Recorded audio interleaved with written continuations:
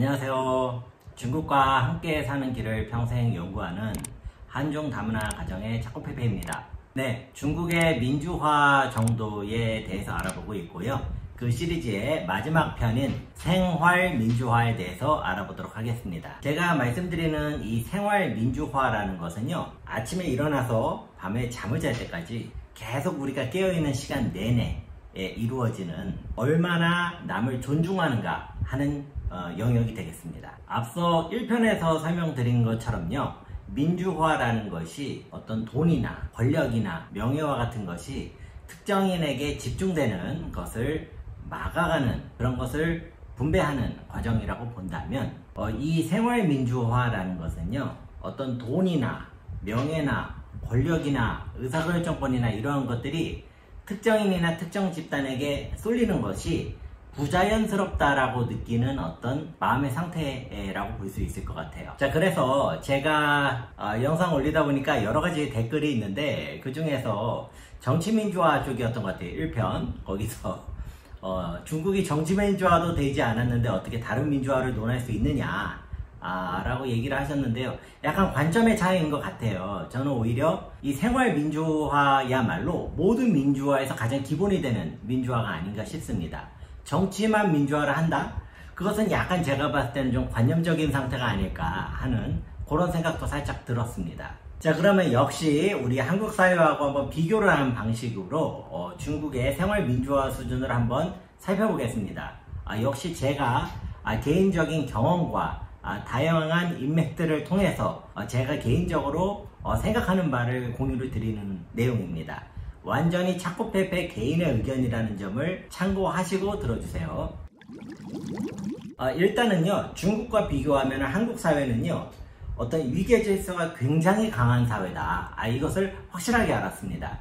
이 위계질서라는 것을 어떻게 설명드릴지 모르겠는데요, 뭐 윗사람 아랫사람 이런 표현 자체가 좀 위계적인 내용을 담고 있으니 제가 한번 이렇게 표현을 해볼게요. 의사결정권자와 참여자, 어떤 조직 어떤 상황이 되든 간에 효율성을 위해서 의사결정권자하고 참여자가 있게 마련입니다.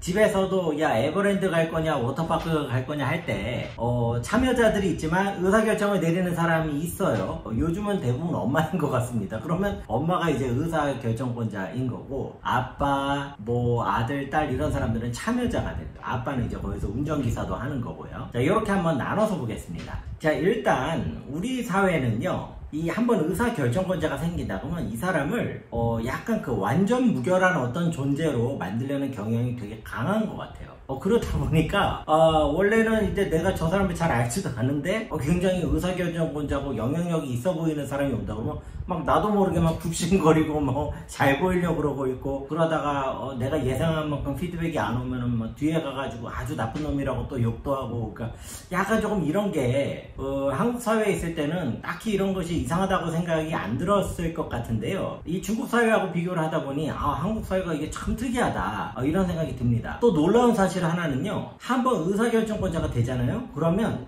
참여자들을 되게 무시해요. 진짜 옛날에는 그게 무시한다고 생각 안 했을 수 있는데, 제가 중국에 와서 보니까 왜 저 사람을 저렇게 무시하지? 저 사람도 한 명의 인간인데 왜 저렇게 돼야지? 라는 느낌이 들 때가 종종 있습니다. 아마 한국에서만 계속 있으면 이런 느낌이 별로 없을 것 같습니다. 반면 중국 사회는요, 의사결정권자와 참여자의 어떤 이 기제가 작동이 되는 게 딱 그 영역으로 한정되어 있습니다. 그러니까 그 딱 룰만 지키는 거죠. 이렇게 말하면 좀 어려울 수 있는데요, 예를 들어서 회사에 높은 간부가 있다고 쳐볼게요. 그 사람이 이제 중국에서도 회사에 있을 때는 직원들이 뭐 대우를 하고 이럽니다. 그런데 만약에 회사 밖으로 나가서 무슨 뭐 식사하고 들어온다 그러면 이제 중국은 분빌 때는 도로 그 횡단보도 건널 때 도와주는 요원들이 있거든요. 보통 이제 좀 나이 많으신 그 당원분들이 와가지고 봉사활동을 하는데 되게 카리스마 있게 하세요. 막 한 걸음만 나오면 들어가라고 막 큰소리 치고 막 되게 무섭게 얘기하고 이러는데 회사 간부도 자기도 높은 사람이잖아요. 그런데 딱 가잖아요. 중국의 회사 간부들은요, 바로 고분고분하게 말 듣습니다. 내가 회사에서는 간부지만 여기서는 저 사람이 의사결정권자고 내가 참여자고 바로 전환이 되는 거죠. 근데 이제 비슷한 상황에서 아마 한국이었으면 어땠을까요? 당신 내가 누군 줄 알아? 막 이러면서 이제 막 싸움이 일어났을지도 모르는 일이에요. 자, 그렇기 때문에 이런 부분을 본다면 어떤 그 위계질서 측면에서 중국이 굉장히 유연한 특성을 가지고 있고요. 한국은 이게 좀 딱딱하다. 이런 좀 비교를 해봤습니다. 자, 그러면 두 번째로 알아보려는 것은요, 이 무리한 부탁에 대한 얘기를 한번 해볼게요. 무리한 요구, 무리한 부탁, 이런 것들에 대해서 중국 사람들 중에 한국 사람하고 접촉이 좀 잦은 사람들 사이에서는요, 종종 하는 얘기입니다. 당연히 한국 사람들 앞에서는 얘기를 잘 안 하는 주제이죠. 쉽게 얘기해서 중국 사람들이 봤을 때 한국 사람들이 너무 무리하고 황당한 부탁을 아무렇지 않게 한다는 거죠. 자, 한번 예를 들어 볼게요. 자, 우리나라에서는 회사에서 일을 할 때, 자, 당신은 A를 하고, 당신은 B를 하고, 당신은 C를 하시고, 이렇게 됐잖아요. 그런데 계속 일을 하다 보면은 A는 당연히 B하고 C가 뭘 하는지 모를 거 아닙니까? 그쵸? 그러면 갑자기 이런 일이 생겨요. 너는 네 것만 하냐? 너는 다른 애가 어떻게 하는지는 안 봐? 그거 전체적으로 봐주면서 네 일을 해야지 일이 더 잘 되는 거 아니겠어?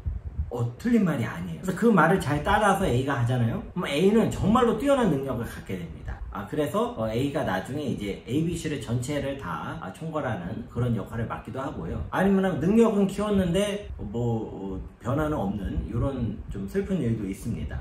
여하튼 이런 것들이 좀 한국에서는 나름대로 뭐랄까 좀 상식적인 거라고 할까요? 일부 반발하는 분들도 계시겠지만 일반적으로는 이런 조금 생각들이 있는 것 같아요. 그런데 만약에 이런 마인드를 가지고 중국에다가 한국 회사를 세웠어요. 그래가지고 중국 직원한테 야, 너는 네 것만 하냐? 옆에 사람 것도 보면서 같이 해야지. 그러면 그 중국 직원은요, 앞으로 이 사람이 하는 얘기에 귀를 닫아버리든지 아니면 그냥 가볍게 회사를 바꾸든지 이럴 가능성이 큽니다. 자, 그 이유는요, 중국 사람들이 봤을 때 그러면 나보고 일을 더 하라는 얘기잖아. 일을 더 하라는 얘기는 뭐예요? 그만큼 일을 더 하는 거에 상응하는 보수를 더 줘야 되는 거예요. 이게 중국 사람들이 봤을 때는 굉장히 당연한 겁니다. 자, 그런데 이 안에는 어떤 사고방식이 내재가 돼 있는가 제가 좀 생각을 해봤더니 중국 사람들은 자, 이 사람도 사람이고 이 사람도 사람인데 네가 이 사람한테 더 많은 업무 역량을 요구하려면 이것은 네가 이 사람한테 그만한 보상을 주면서 요구를 하는 것이 맞는 것이지, 그렇지 않고 이것을 요구하는 것은 이 사람에 대한 인격을 존중하지 않는 거다. 네가 이 사람에 대해서 네가 권력을 남용하는 거다 라고 느낄 수가 있는 겁니다. 한국에서는 이런 그 느낌이 거의 없어요. 그나마 있는 게 요새 이제 젊은 친구들 있죠. MZ 세대라고 하나요? 이 젊은 친구들이 이렇게 하면은 아니요, 그거 제일 아닌데요. 그러고 그냥 한국말로 쌩깐다고 그러는데 모른 척하고 그냥 가버리는 거죠. 이 친구들은 이제 중국 사람 같이 반응은 안 하지만 기본적인 사고방식이 비슷한 거예요. 자, 그러면 우리나라에 있는 젊은 친구들이 뭐 단체로 중국에 유학을 갔다 와서 이렇게 된 겁니까? 그게 아니라 이게 더 보편적인 상황인 것 같습니다. 자, 무슨 말씀을 드리는가 하면은요, 우리나라 기업이 경쟁력이라고 생각하는 어떤 것들이 있어요. 거기에는 제품 경쟁력, 서비스 경쟁력, 관리 경쟁력, 다양한 경쟁력들이 있습니다. 그런데 그 중에서 조직 문화에 대해서도 우리 스스로 경쟁력이라고 생각하는 것들이 있거든요. 그런데 그게 경쟁력이 맞아요. 맞는데 문제가 뭐냐, 제가 봤을 때 다양하게 사례를 봤더니 우리나라에서만 경쟁력입니다. 무슨 말이냐면요, 한국 사회라는 특수성 안에서만 그게 경쟁력인 거예요. 이게 밖으로 나오면은요, 경쟁력은커녕 경쟁 열의가 돼버려요, 이것이. 그리고 지금 우리나라가 이제 그 아주 새로운 MZ 세대를 우리가 연구해야 된다고 하는데 이거 굉장히 연구할 가치가 있는 주제입니다. 왜냐하면 이 친구들을 갖다가 우리가 조직 내에서 잘 활용을 할 수 있는 방법을 만약에 우리가 배운다, 그러면 중국을 포함해서 전 세계 어느 나라를 가더라도 우리나라의 기업 경쟁력이 굉장히 강해질 거라고. 왜냐하면 지금은 너무 보편성이 떨어지는 경쟁력을 가지고 있어요. 그러니까 하다 안 돼서 계속 한국 사람만 내보내는 거거든요, 주재원으로. 주재원들만 그 사이에 껴가지고 아주 미치는 거거든요. 제가 그러니까 요런 부분들이 조금 있습니다. 이 무리한 부탁에 대해서 지금 얘기를 하고 있는데요, 한국 사람들이 중국에서 물건값 흥정할 때도 이런 모습들을 제가 요즘은 좀 많이 줄었는데 옛날에 많이 봤어요. 그냥 흥정하다가 한국 사람 처음에는 이제 100원을 부르잖아요. 그러면 한국 사람이 뭐 70원, 80원 이런 것도 아니에요. 100원, 20원 막 이런 식으로 나가요. 그러면은 막 하다가 나중에 한국 사람이 그 옛날에는 지폐 썼잖아요. 20원짜리 2장 딱 던져버려요. 딱 가져가버려요. 말도 안 하고. 그러면 막 옆에서 막 놀라고 막 그러면은 같이 있던 한국 사람들이 대단하다고, 역시 중국에서 내고는 저렇게 해야 된다고. 그런데 이게 얼마나 이례적인 내고 방식입니까? 저 사람하고 다시 거래 안 하실 거예요. 이게 그냥 건발건으로 보면 잘한 것 같잖아요. 그런데 중국 사람들이 그게 마음속에 다 남습니다. 이게 기업 활동에서도 비슷해요. 중국 사람들하고 어떤 협상을 하는데 단타에 강한 사람들이 있습니다. 장기적으로 비즈니스 관계를 다 망가뜨리는 분들이세요. 굉장히 주의하셔야 돼요. 이런 것들은 중국 사람들이 봤을 때는 굉장히 무리한 부탁, 무리한 요구에 해당을 하거든요. 그렇기 때문에 이런 것들이 저는 어디서 나온다고 보느냐, 제 생각에는 이게 다 생활민주화하고 관계가 있는 것 같아요. 내가 갑이다 이거죠. 내가 돈 낸다 이거죠. 이런 식으로 하면은 조금 중국하고는 갭이 있다.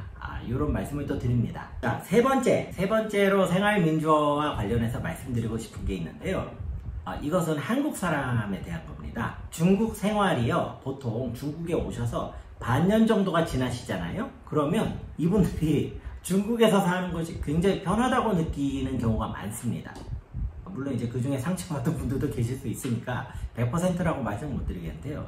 대부분 어떤 반응이냐면, 처음에는 중국에 대해서 좀 거리감을 느끼고 막 거부감을 막 보이시다가 시간이 좀 지나면 자기 혼자 힘주고 살았다는 걸 아시거든요. 그 다음부터는요, 이게 중국 사회가 살아보니까 내가 한국에서 당연하다고 생각했던 어떤 부담감, 갈등 이런 것들이 하나도 없는 거예요. 그리고 더불어서 그것만 없어지고 나머지 하드웨어는 그대로 있는데, 그것만 없어져도 삶의 질, 라이프 퀄리티가 이렇게 올라갈 수 있구나, 이런 것들을 깨달으십니다. 그러면서 점점 한국보다 중국에서 그냥 살까 하는 생각을 더 많이 하시게 되는 거죠. 제가 조금 가슴 아픈 이야기를 한번 해볼게요. 저는 제 아내가 중국 사람이잖아요. 그러면 저희 둘 사이에 태어난 아이들은 이제 아빠는 한국 사람이고 한국 문화, 한국의 말을 하고 있고, 엄마는 중국 사람이고 중국 말을 하고 있잖아요. 자, 이런 친구들을 한국에서 이제 다문화 가정이라고 불러요. 이 용어에 대해서도 정작 다문화인 사람들은 참 할 말이 많은데, 일단 다문화 가정이라고 하죠. 저희들끼리는 어떤 용어를 많이 쓰냐면요, 한중 커플이라는 말을 중국에서는 쫑한자팅이라는 말을 많이 써요. 나는 이제 한국 사람이니까 한중, 중국 사람은 중국이니까 중한, 이렇게 부르는 거죠. 자, 그런데 이거는 제 얘기를 한번 해볼게요. 제가 지금 중국 칭다오에서 살고 있는데요. 남게 된 이유가 여러 가지가 있습니다. 그런데 그 중에 정말 무시 못할 정도로 중요한 요인이 이 다문화 아이들에 대한 왕따 문제입니다.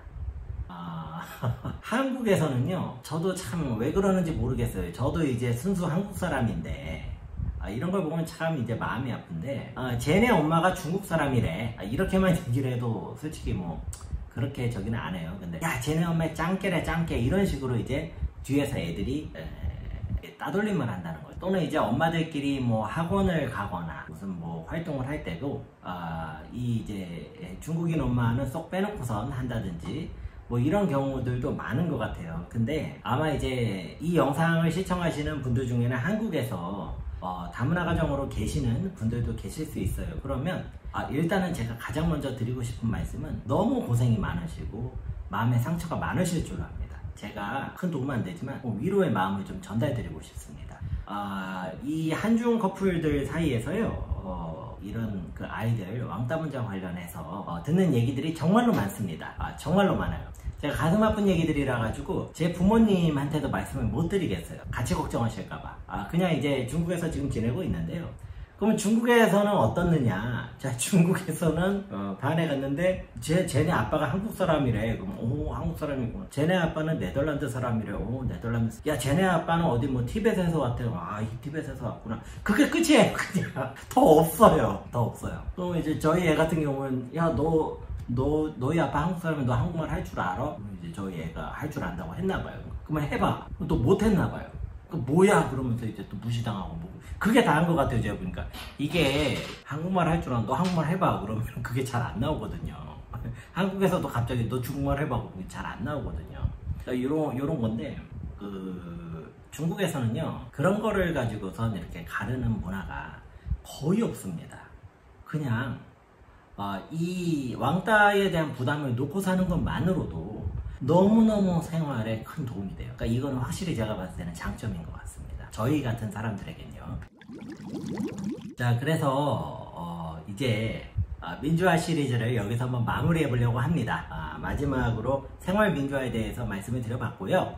제가 이제 한국 사람이다 보니까 한국의 상황에 대해서는 조금 적나라하게 얘기를 하고 중국의 상황은 조금 일반적으로 얘기한 측면이 있긴 있어요. 중국 사회에도 뭐 다양한 문제점들이 있는데 그런 것들을 일일이 다 밝히는 거는 별로 의미가 많지 않아 보이고요.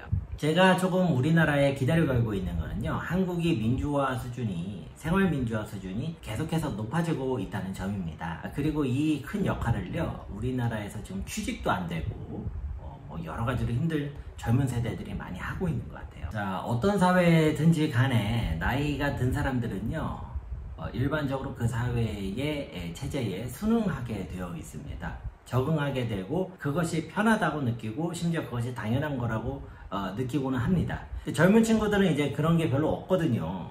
왜 이러는 거야 이거, 제가 이러면서 등장하는 거거든요. 자, 그러다 보니까 어떤 의미에서는 그 사회에서 당연하다고 느껴졌던 것들이 조금 불합리한 모습들이 발견될 수도 있고요. 그러면서 사회가 조금씩 발전을 하는 것 같아요.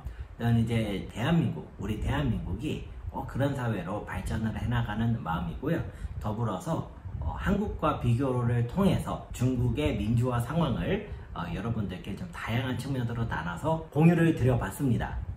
여러분들 중국 바라보시는 데에 조금이나마 참고가 되셨기를 바랍니다. 긴 시리즈물 시청을 해주신 모든 분들께 진심으로 감사드립니다. 감사합니다.